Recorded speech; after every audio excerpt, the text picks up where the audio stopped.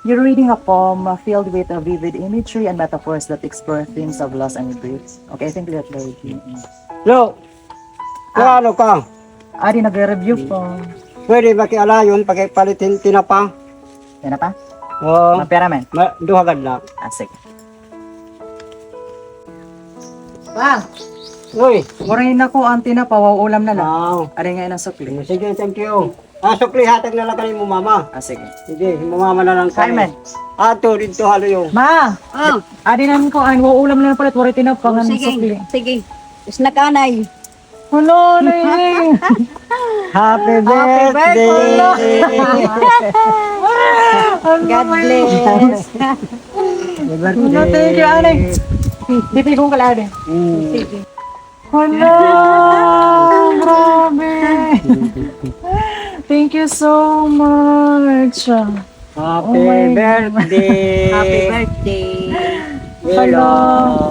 Thank you. Na-surprise ako manifesting for... Hello, grabe guys. So ngayon, sobrang happy ko po talaga. Oh, ano naman yung mo, Wiz?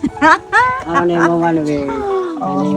Wish ko po talaga na for my birthday ngayon na manifesting for talaga for LPT, and I know na less than 1 month lang yung preparation ko, kaya wish ko po talaga na makapasa sa board exam na ito kasi grabe yung pinagdaanan po namin, tapos I know na may purpose po talaga si Lord, kaya diba? Despite sa lahat ng mga pinagdaanan, narito na po tayo ngayon, kaya ilaban na po natin ito. Tsaka thank you so much po talaga, ang cute. So, God bless. wala. Hala. Ano yan? So, Wow. Oh my God. Grabe, thank you.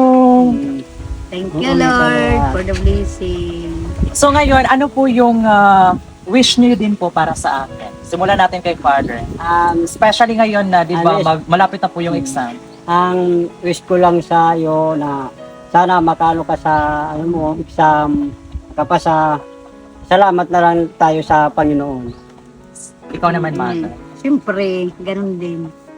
Sana po, Lord, gabayan mo po ito at makapasa sa exam. Manifesting po talaga. And grabe, I know po talaga na this time is para po talaga sa akin ito kasi ang daming pinagdaanan ko, guys, na I think hindi po ako makakahabol sa pag-file pag-file doon sa PRC, di ba? Alam naman po natin, di ba guys, na less than 1 month lang po yung preparation ko, and yung mga nangyayari ngayon is parang tigda ay labahiya. So, si Lord po talaga yung nagdala po sa akin dito, and siya po yung gumawa ng paraan para makapag-file po ako. Akala ko po kasi hindi ako makakahabol, kaya sign po ito. Tsaka I know and I believe po talaga na para sa akin ito. Kaya i-manifest na po natin, i-claim na po natin na sa pamamagitan po ng Panginoon at sa pamamagitan po ng mga prayers niyo, guys, makakapasa po tayo, and claim it na po talaga. Kaya thank you so much po talaga sa inyong lahat sa walang sawang suporta, kasi sila po yung nandyan para ipag-pray ako. Napakalaking impact po nun para sa akin na ipinag-pray po talaga tayo ng ibang tao. Sinasama po nila tayo sa mga prayers nila. Kaya I know and I believe po talaga na kayang-kaya natin ito. Kaya maraming salamat po sa inyong lahat, and despite po sa lahat ng mga mangyayari pa or kung ano pa yung mga nangyayari today, nakaka-pressure po talaga siya, pero hindi po tayo magpapadala sa pressure, bagkos I know and I believe na baon ko po talaga yung sandata ng pagmamahal niyo at saka support, especially my family, and sa lahat po ng mga nanonood sa atin today na minamanifest din po nila na I hope and sana na pumasa po talaga tayo. Kasi deserve po natin lahat ng ito. And sa lahat po ng mga magtitake din po ngayong board exam, prayers po talaga, tsaka believe in ourselves na makakaya natin. Kasi walang imposible po talaga pag yung Panginoon na po yung kumilos. Yes. And of course, nabigyan tayo ng pagkakataon, kaya i-grab at saka pahalagahan yung mga bagay na ito, kasi hindi tayo matutulungan ng Panginoon kung hindi natin tutulungan muna yung sarili natin, di ba? So, everything shall be meaningless pag wala si Lord. Kaya ito, na narito na tayo, ilalaban na natin to, at saka pasalamat po talaga ako sa lahat ng mga nandyan na walang sawang sumusupport na. Thank you so much. Nalig lang tayo sa Panginoon. So, ano din po yung masasabi nyo sa lahat ng mga magtitake na kagaya ko ngayon? Yung sinasabi ko, ang ano ko lang sa mga, yung namamagtiks ngayon, manalig lang kayo sa Panginoon.